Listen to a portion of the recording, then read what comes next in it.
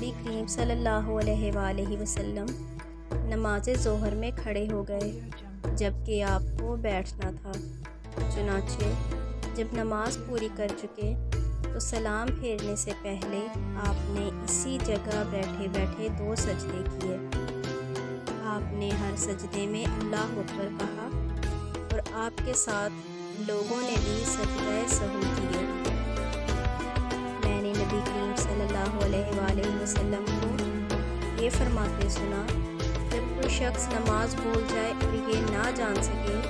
کہ اس نے 1 رکعت پڑھی یا 2، تو ایسی صورت میں اسے 1 مانے، اور اگر وہ یہ نہ جان سکے کہ اس نے 2 پڑھی ہیں یا 3،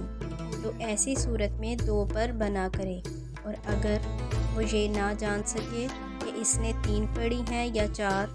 تو 3 پر بنا کرے، اور سلام پھیرنے سے پہلے سہو کے 2 سجدے کر لے۔